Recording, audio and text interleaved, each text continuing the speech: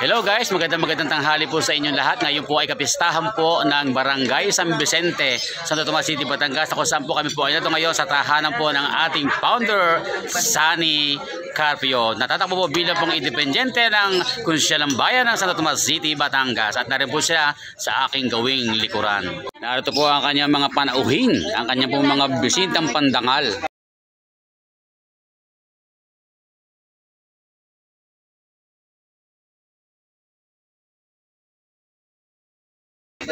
Na ngayon po ay narito ngayon at sila po ay katapos nang kumain at yan po ang ating mga bisita. Yan. Na magaganda. Ari yung mga muse. Yan.